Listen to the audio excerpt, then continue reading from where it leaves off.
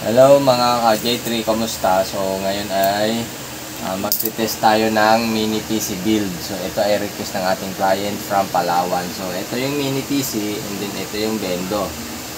So naka-set up na po yan. So makikita nyo. Yan yung loob. Yan. Ito na yung switch hub. Tapos ito yung pinaka sa Bendo ang gagawin nating coins acceptor. And then ito yung mini PC. Naka-ready na po yan. Plug and play na lang po pagdating sa ating client. So kung ma-test natin, ayan, hindi siya kakain ng coins kasi nga hindi pa tayo nag-insert coins. So gamit tayo ng cellphone na pang test.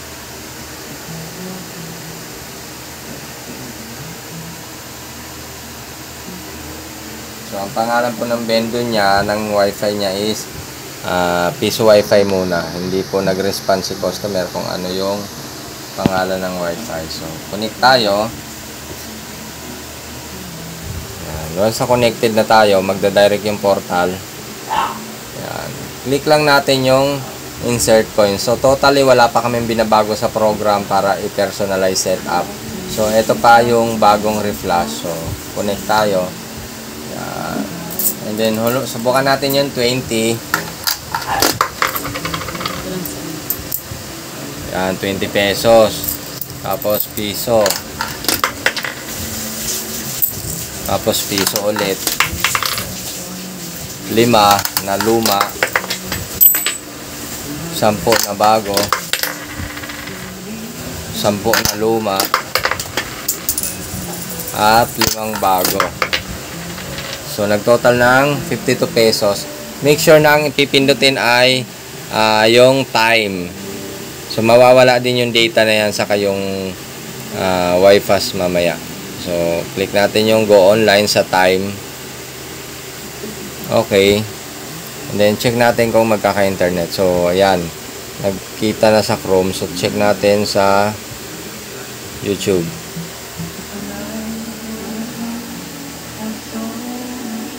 Ayan. So search natin yung channel natin. Ayan.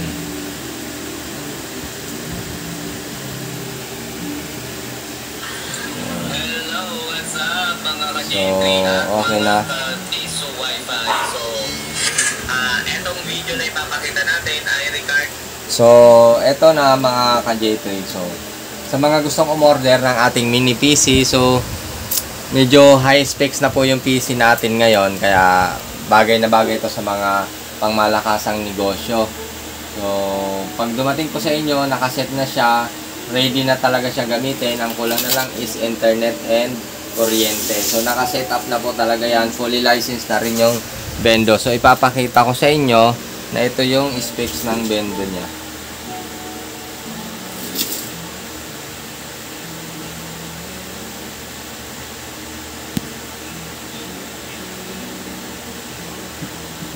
So, naka-default pa lang siya.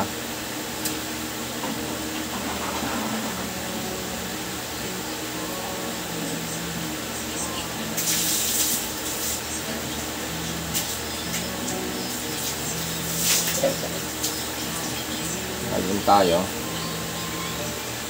So ito yung Bendo at ito yung hinulog natin. So nag-test tayo kanina kaya 57 niya. Naghulog tayo ng 5. So dalawang device na kasi nga yung isa yung hinulog natin. And then ito yung specs ng Bendo. Ayan. Quad core. Ayan. Quad core siya. Tapos yung RAM niya is 8 GB. Yung storage niya is 128. So, ganun siya katikas mga ka-J3 yung specs niya. And then, yung temperature niya, kung makikita nyo,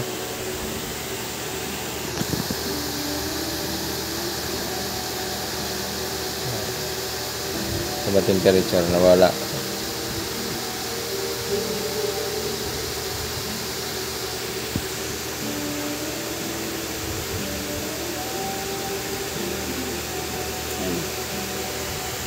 One, two, three, four. So wala pa yung temperature. Pero totally goods na goods siya. Tingnan mo, halos hindi gumagalaw yung sa CPU niya. Kasi nga, napakalaki ng ano niya. Yung napakatas ng specs niya. Tapos, fully licensed na rin siya mga ka-J3. So, ito na yung license niya. Papakita ko na rin.